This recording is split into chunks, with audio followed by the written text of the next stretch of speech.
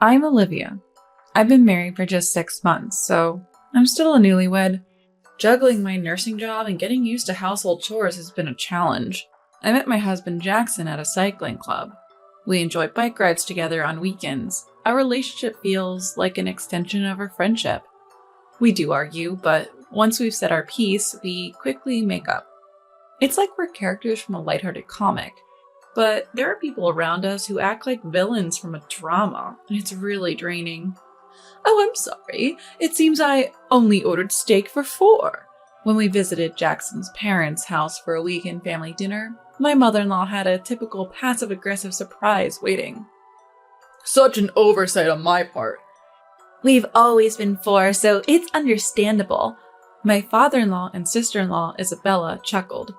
I'm sorry, Olivia. We have some bread I baked yesterday. You can have it with jam. Even though she pretended to forget, she's pushing leftovers on me. It's unbelievable. This is the 3rd time she's done this. Jackson, who believed his mom's oversights the first 2 times, is now clearly annoyed. I'll eat the bread, Olivia. You have the steak. That's not how it works. You're the one supporting your wife.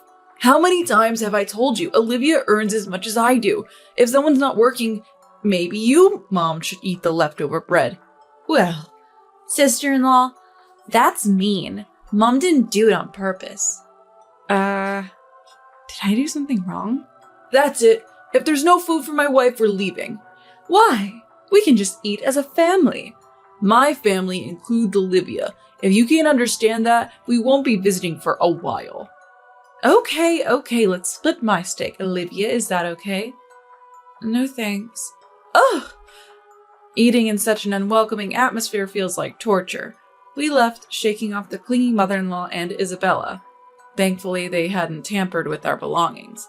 This has been the norm since our wedding.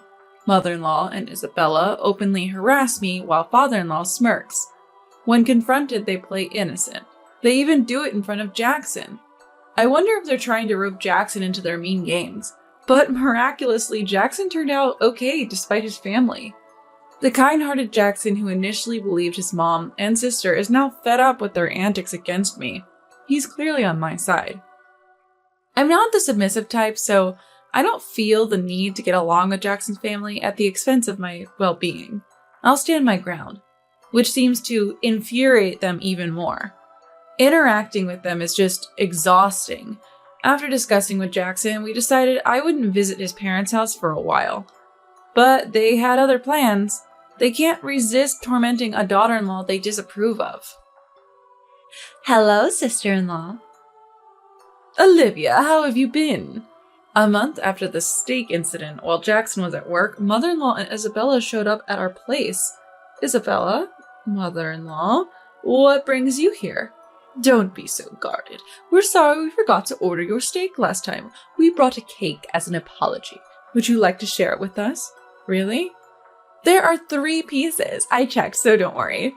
I really didn't want to, but after all, they're Jackson's family. It's rare for them to apologize, and I don't want to cause a scene and disturb other condo residents.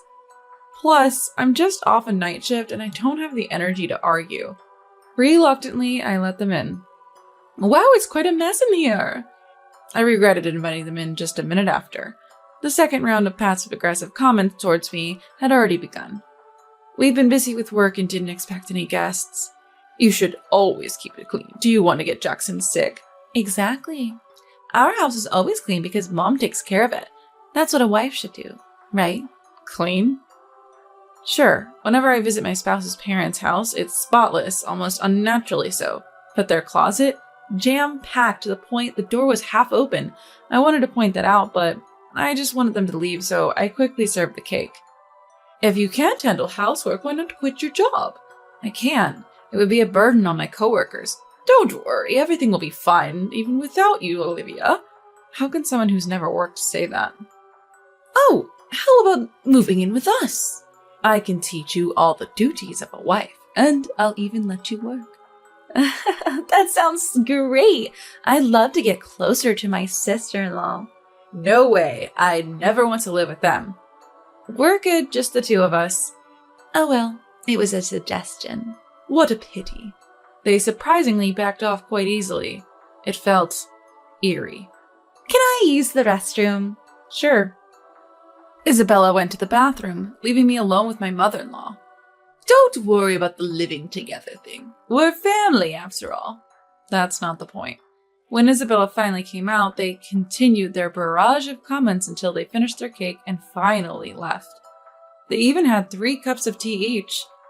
Closing the front door, I felt a wave of exhaustion. Jackson will be home soon. I need to start dinner. Fighting the urge to lie down, I slowly head into the living room. Distracted by my fatigue and frustration, I didn't notice the bedroom door was left open. Hey, Jackson. What's up? Do you know where the contents of my red tin are? The red tin with the letters from your patients? No idea. I thought so. That night, after my in-laws' unexpected visit, I noticed the contents of a tin in my bedroom were missing. This tin held letters from patients I had cared for. I had been organizing these letters in my bedroom just before they arrived. I was preparing dinner right after they left, so I didn't check the bedroom until bedtime. I had completely forgotten about it.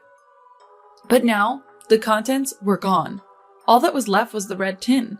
I thought maybe I had taken it to the living room, so I searched everywhere but couldn't find it. After a night's sleep, I searched again but still couldn't find it. Then it hit me. Yesterday, Isabella's bathroom break was unusually long. Could it be? I quickly grabbed my phone and called my mother-in-law. Oh, a call from Olivia. That's rare. Even over the phone, I could tell she sounded oddly cheerful. I'm sorry, but I can't find a bundle of letters from my patients since yesterday. Do you know anything about it? Oh, you've lost something so important. How careless. I don't know, but I'll ask Isabella. After a while, Isabella came on the line. Sister-in-law, I'm sorry. I might have thrown it away. What? My worst fears were confirmed, and I felt sick. I tidied up your bedroom a bit when I went to the bathroom. I didn't ask you to. It was messy and it bothered me. That doesn't give you the right to go into my bedroom and throw away my things. I'm sorry, I get so engrossed when I start cleaning. People often tell me I'm naturally eccentric. What does that even mean? Olivia, Isabella didn't mean any harm. It's your fault for not keeping your room tidy in the first place. I can't believe. I think we should move in together. I can teach you how to clean properly. We're both a bit forgetful, so you must be worried, right? We can support each other.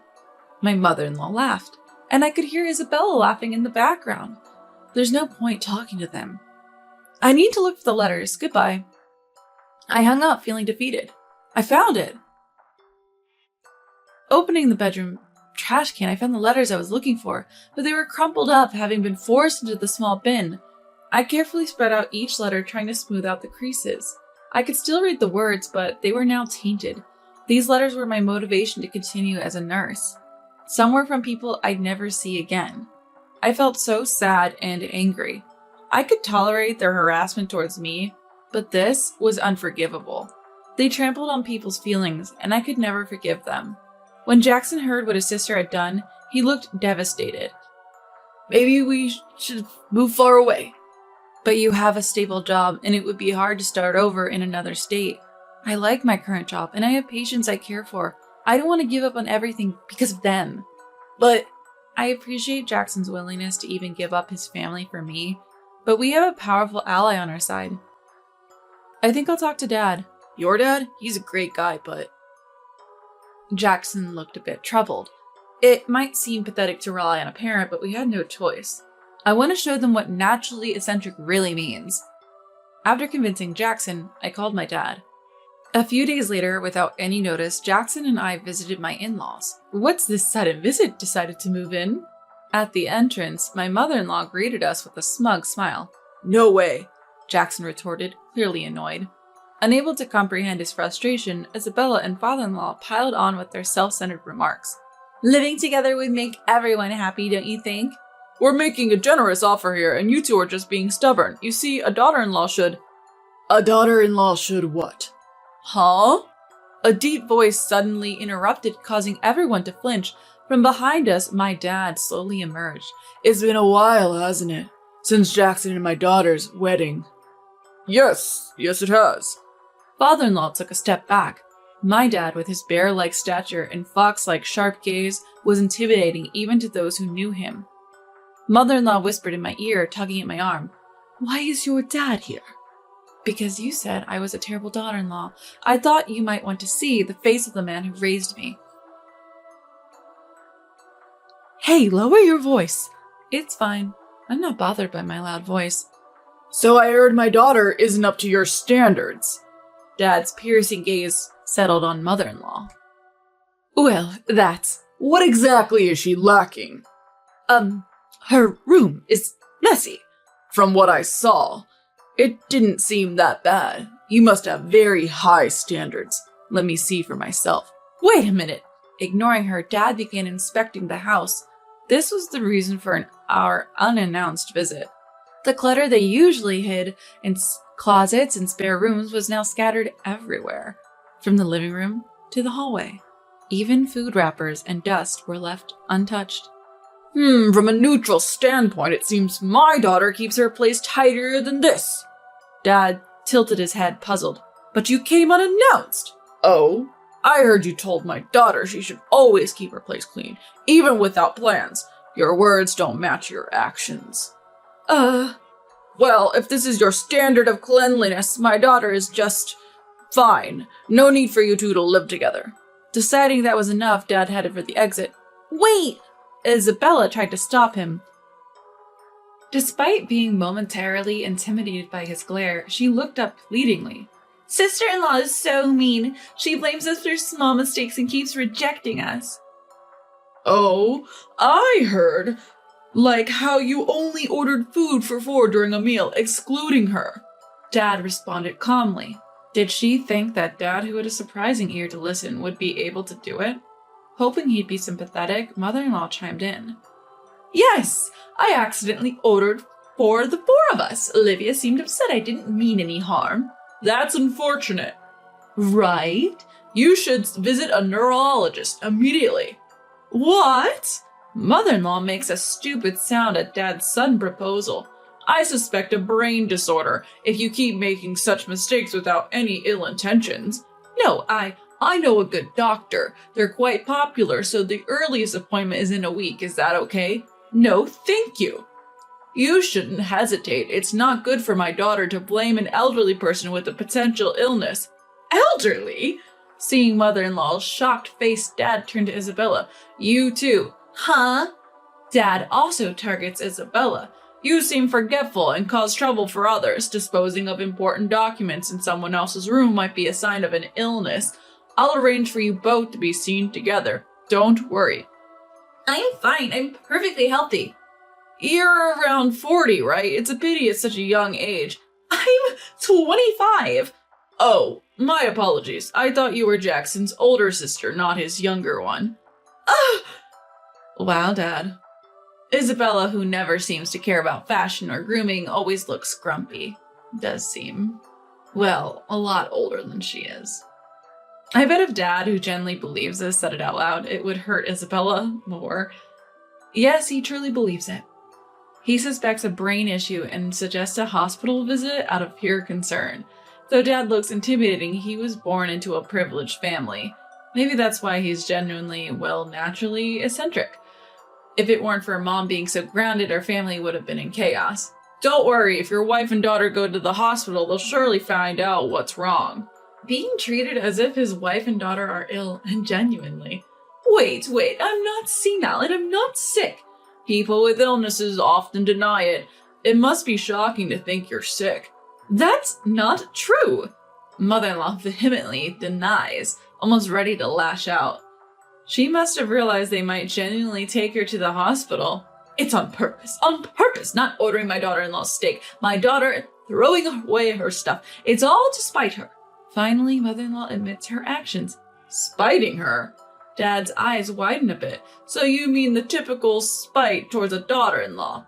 Yes, your daughter is too cheeky. Even though she's Jackson's wife, she's not a housewife and neglects household chores. We allow her to work so she could at least obey us when we meet. I endured spite from my mother-in-law. Isn't it unfair? Now it's Mom's turn. Isabella turns in with mother-in-law's momentum, but Dad's reaction isn't what they expected. Poor thing. Huh? Dad looks at mother-in-law with pity. His eyes might be intimidating, but as his daughter, I can see the compassion. You've been treated horribly by father-in-law's mother all this time, haven't you? Didn't your husband protect you then? Well, it's not my daughter who's cruel, it's your husband. My sister was also mistreated by her mother-in-law, and her husband noticed and decided to separate from the mother-in-law. Mother-in-law gasps. When a couple marries, they should have their own household. A husband's duty is to protect his wife and children. Your husband abandoned that duty. Wait a minute! Father-in-law tries to interrupt Dad. Sorry for overstaying. Basically, a parent's role is to watch over their children's households. Oh, I'll make a hospital appointment just in case. We don't need a hospital, Isabella protests, almost screaming. But Dad isn't listening. Jackson, tell me your mom and sister's names later. Yes! Come on, Mom, say something. Mother-in-law, who was loud just moments ago, now looks pale. She probably realized who the real enemy is. The reason she could spite her daughter-in-law in front of Jackson was because she had real-life experience knowing her husband wouldn't side with the daughter-in-law. It's truly pitiful. Dad's right, she's a poor soul. Leaving behind a shouting Isabella and father-in-law and a contemplative mother-in-law, we leave the in-laws' house, probably because of the commotion at the entrance. The neighbors are watching from a distance, curious. Taking the opportunity, I explain the real situation of the spite towards the daughter-in-law, also mentioning the important letters that was thrown away. Receiving sympathy and encouragement, I express my gratitude. With some people listening intently, the story of the spite will probably spread quickly. Thanks, Dad. Yeah, with that level of chaos, you probably won't have to live with them. Good for you. Yes. Dad smiles, though it's a bit strained, but that's the best smile he can muster. Jackson, I'll give you the hospital's number. You should call, being family and all. You're really gonna call? Of course! What if something happened to your precious parents? Now that's what I call genuinely eccentric. He can't read the room, takes words at face value, but cares for everyone without bias. Fake eccentrics don't stand a chance against that. Later, Dad and Jackson actually took mother-in-law and Isabella to the hospital. Of course they were healthy, but Dad joked, "So it's just a bad personality then. Good to know." Apparently, Isabella gave him a death stare. Yet mother-in-law just went home without much reaction.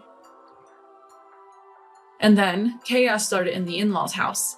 Having realized who the real enemy was, mother-in-law heavily blamed father-in-law for his past actions, and father-in-law, without any remorse or apologies, made things worse, pushing their relationship to the brink of divorce. In the midst of this, Isabella and father-in-law, feeling abandoned by mother-in-law, stormed our house. Olivia, it's because of your dad stirring things up that Mom and Dad are on the verge of divorce. We were doing fine until you guys interfered. I looked at the two of them, fuming with a cool expression. So, sacrificing the daughter-in-law was the secret to a happy family? Rose. What did you say? Father-in-law, quick to anger, raised his fist. But we had a guest today. Oh, isn't that Jackson's dad? It's my dad. Are you here to spite the daughter-in-law again? Is it that fun? Does it release a lot of dopamine? Isabella, if you keep this up, you'll get more wrinkles and look even older. Shut up. See, getting angry isn't good. Dad looked down at Isabella with genuine concern, and being oblivious to how this might hurt her pride is so typical of my dad. Oh, I know someone hosting an anger management workshop. Interested? I suggested, and Dad's face lit up. Oh, that sounds great. Let's book it right away. Enough is enough! Isabella, on the verge of tears, yelled as she dragged father-in-law away. I doubt they'll ever storm our house again. Dad just happened to be here today, bringing back souvenirs from his trip with Mom. I felt bad for dragging him into this. Why are you so obsessed with spiting the daughter-in-law? There are so many fun things in the world. Dad genuinely wondered. They just think differently from you, Dad. I see. Are you okay, Olivia? If you're worried, you can always move in with us. I'll pass on that offer. I knew it was a genuine offer out of concern, but living with my well-meaning but eccentric dad might be too much for Jackson. Sometimes distance helps maintain a good relationship. It's okay. Jackson's on my side. That's reassuring. We'll work hard together so you won't have to worry, Dad. Jackson and I are solid, because unlike mother-in-law and her family, we've a bond that they lack.